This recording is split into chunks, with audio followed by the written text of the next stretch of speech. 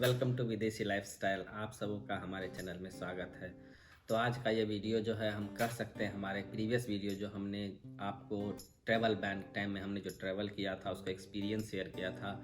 आज हम कह सकते हैं कि ये वीडियो उस वीडियो का पार्ट 2 हो सकता है या होने वाला है, क्योंकि आज हम इस वीडियो में बात करने वाले हैं कि अगर आप ट्रैवल बैन में फंसे हुए हैं और आप ट्रैवल बैन में ट्रैवल करने का प्लान कर रहे हैं तो आपको किन चीज़ों का ध्यान रखना है और बेसिकली आप ट्रैवल बैन में ट्रैवल कैसे प्लान कर सकते हैं। हमने ट्रैवल किया तो हमने जो अपने ट्रैवल में जो एक्सपीरियंस किया है उन सब चीज़ों का मैंने जो नॉलेज गेन किया वही मैं शेयर करने जा रहा हूँ कि आपको किन किन चीज़ों का ध्यान रखना है और कैसे आपको अपना ट्रैवल प्लान करना है। तो मेरे पिछले वीडियो पर जो मैंने अभी बताया आपको उसको प्यार देने के लिए बहुत बहुत धन्यवाद। और जिन लोग मेरे उस वीडियो को नहीं देखा है मैं कमेंट सेक्शन में वीडियो का लिंक दे दूंगा, आप जाकर उस वीडियो को देखिए। वो वीडियो भी आपके लिए बहुत हेल्पफुल होगा, क्योंकि मैंने उस वीडियो में भी अपने बहुत सारे इन्फॉर्मेशन और अपना एक्सपीरियंस शेयर किया है। तो ज़्यादा बात नहीं करते हैं और इस वीडियो की हम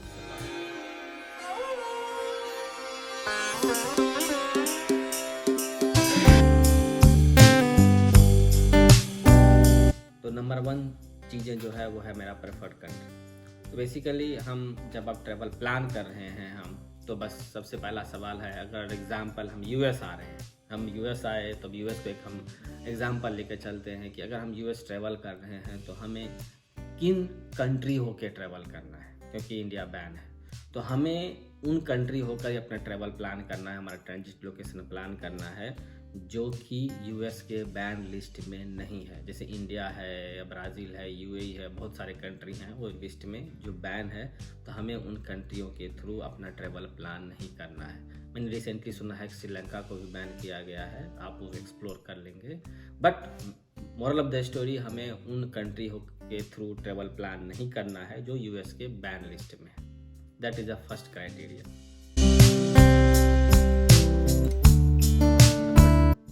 नंबर 2 में हमें ये देखना है कि कौन सा कंट्री हमें वीज़ा फ्री ट्रैवल अलाउ कर रहा है। वीज़ा फ्री ट्रैवल का मीन्स कि जैसे हम इंडियन सिटीजन हैं, हम ट्रैवल कर रहे हैं तो हमें ये मेक श्योर करना है कि हम जो भी ट्रांजिट कंट्री प्लान कर रहे हैं स्टे करने के लिए वो इंडियन सिटीजन को या तो वीज़ा फ्री एंट्री देता हो या ऑन अराइवल वीज़ा मिलता हो।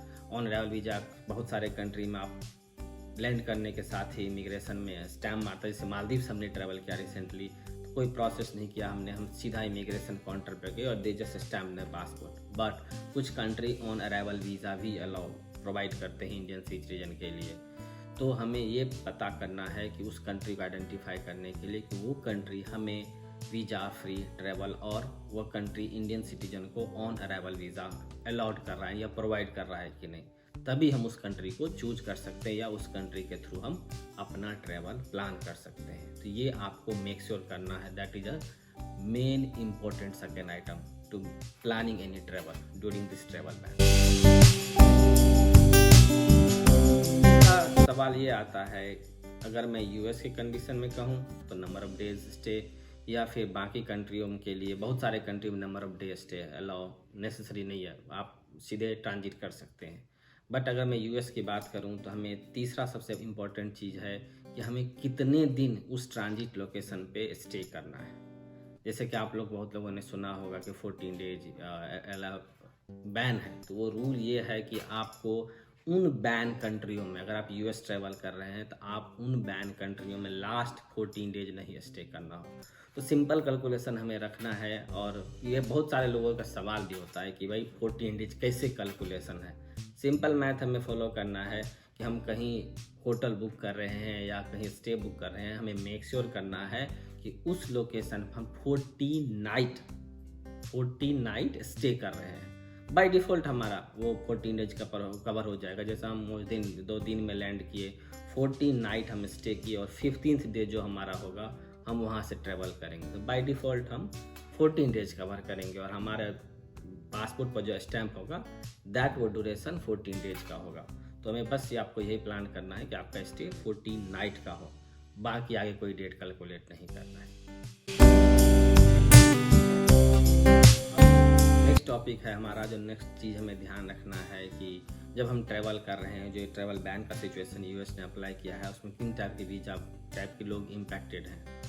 बहुत लोगों को ये इन्फॉर्मेशन है और जिन्हें इन्फॉर्मेशन नहीं है मैं आपको शेयर कर रहा हूँ। सारे वीज़ा टाइप इम्पैक्टेड हैं, B1, B2, L1, L2, H1, H4, all visa type is impacted due to this travel ban. Only F1 visa impacted नहीं है। मतलब F1 वीज़ा जो स्टूडेंट को मिलता है उन्हें के लिए एक्सेप्शन दिया गया है कि अगर आप F1 वीज़ा होल्डर हैं तो आप ट्रैवल कर सकते हैं, या मैंने जो वीज़ा टाइप अभी मैंने बताया कि वो बैन है उसमें एक्सेप्शन है कि अगर आपको कोई बहुत बड़ा इमरजेंसी सिचुएशन है तो आपको एक्सेप्शन मिल सकता है, या फिर आपके पास NIA हो। NIA एक सर्टिफिकेट है जो इशू करता है, जो बेसिकली अब नेशनल इंटरेस्ट के लिए आप ट्रैवल कर रहे हैं। अगर आपके पास NIA का सर्टिफिकेट मिल जाता है तो आपको किसी वीज़ा टाइप के ट्रैवलर हुआ आपको एक्सेप्शन मिलेगा और आप ट्रैवल कर सकते हैं। नेक्स्ट क्वेश्चन ये आता है कि हमें ट्रैवल के लिए क्या डॉक्यूमेंट जरूरत होती है। सबसे इम्पोर्टेंट डॉक्यूमेंट हमारा नेगेटिव RT-PCR टेस्ट।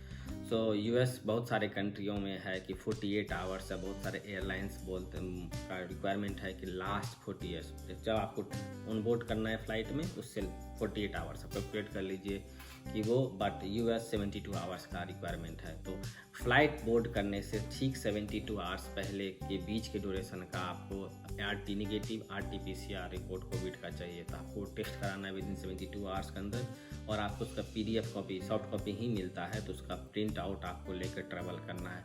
नॉर्मली आपको 2 कॉपी रखना पड़ेगा। 1 कॉपी बहुत सारे सिनेरियो में एयरलाइंस खुद अपने पास रख लेता है, और दूसरा कॉपी आपको अपने पास रखना है कि अगर ड्यूरिंग द ट्रैवल आपको कहीं भी अगर पूछा जाए तो then you can show that hard copy, basically print out copy आपके पास रखना है। और बहुत सारे सिनेरियो में एयरलाइंस एक आपको डिक्लेरेशन फॉर्म भी साइन कराता है US ट्रैवल करने के, जिस पे ये लिखा हुआ है कि मैंने कोविड टेस्टिंग कराया है, मेरे पास नेगेटिव रिपोर्ट है, और जो ये इन्फॉर्मेशन हम प्रोवाइड कर रहे हैं I am the level person. तो एक वो चीज़ें हैं, और मेक श्योर आप अपना जो बोर्डिंग पास है वो अपने पास रखिए, क्योंकि उस पर सारे स्टैंप वगैरह होते हैं। या आपने जो इनिशियली ट्रैवल किया है, मतलब ड्यूरेशन के लिए ट्रांजिट करने से पहले, कि आप 1 कंट्री से दूसरे कंट्री गए, वहाँ 14 डेज स्टे किए और ट्रैवल किए, तो बेसिकली आप वो सब बोर्डिंग पास भी अपने पास रखिए कि गॉड नोस कभी भी आपको वो काम पड़ सकता है।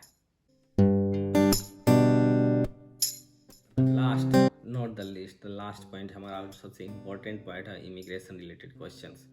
जब हम US ट्रैवल करते हैं तो सबसे बड़ा पेन आइटम होता है हमारा इमिग्रेशन। हमारा इमिग्रेशन भी थोड़ा टफ रहा, बट मैंने जैसे अपने लास्ट वीडियो में बताया, even though it was painful, but हम कह सकते हो कि एक्सपीरियंस मुझे हुआ कि आपको हमने बताया कि डरना नहीं है। तो इमिग्रेशन क्वेश्चन के लिए आप एनी टाइम प्रिपेयर रहिए कि आपको ड्यूरिंग द ट्रैवल किसी भी ट्रांजिट लोकेशन में आपके इमिग्रेशन पर्सन अमेरिकन एम्बेसी का आपको रोक के सवाल पूछ सकता है। So nothing to worry, basically वो मेक श्योर करते हैं कि you are following all the rules. तो प्रेसिडेंट प्रोक्लेमेशन में जो रूल है आप फॉलो कर रहे हैं। रूल इन द सेंस कि 14 डेज स्टे जो US के लिए है कि 14 डेज स्टे आप कर रहे हैं, तो वो आप फॉलो कर रहे हैं कि नहीं। जैसे अगर आप बीच में कहीं ट्रांजिट लोकेशन में है तो वहाँ भी कोई इमिग्रेशन पर्सन आपसे पूछ सकता है। हमसे पूछा गया था on the way and when you landed to US, यहाँ भी आप इमिग्रेशन में वो सारे सवाल पूछेंगे, और बेसिकली वो पूछेंगे नहीं, अपना आपका सारा इन्फॉर्मेशन भी अपने पास रखेंगे।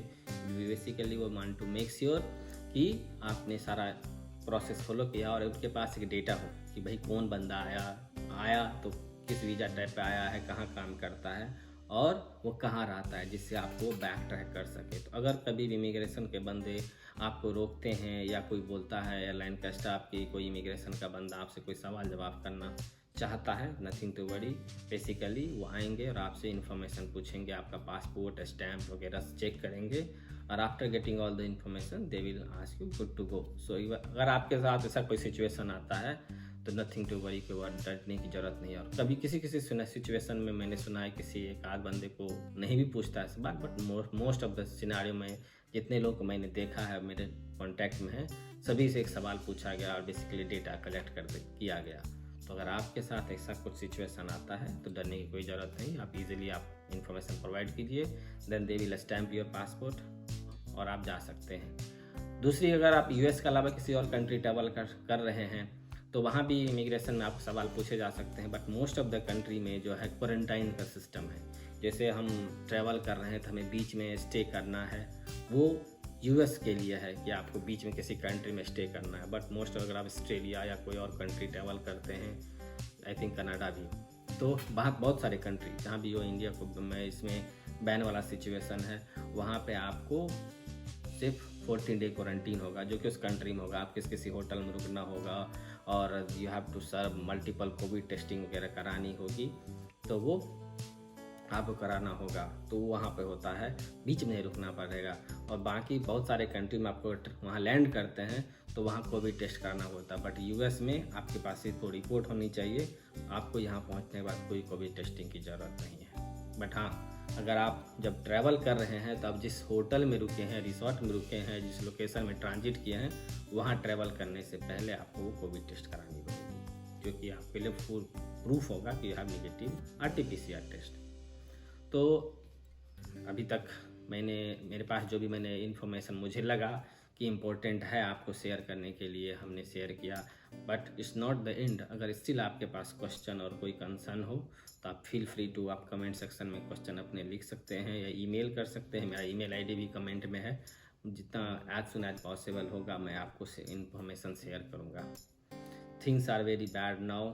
हमने भी बहुत परेशानी के साथ ट्रैवल किया और मुझे पता है कि बहुत सारे लोग अभी भी इंडिया में स्टक हैं जो आना चाहते हैं। तो मेरा मेन मोटिव है कि मैं आपको इन्फॉर्मेशन शेयर करूं और शायद वो मेरा इन्फॉर्मेशन आपको हेल्पफुल हो कि आप ट्रैवल कर पाएँ। सो आज के लिए बस इतना ही। बहुत जल्द हम मिलेंगे एक न्यू वीडियो के साथ। तब तक थैंक यू, बाय बाय।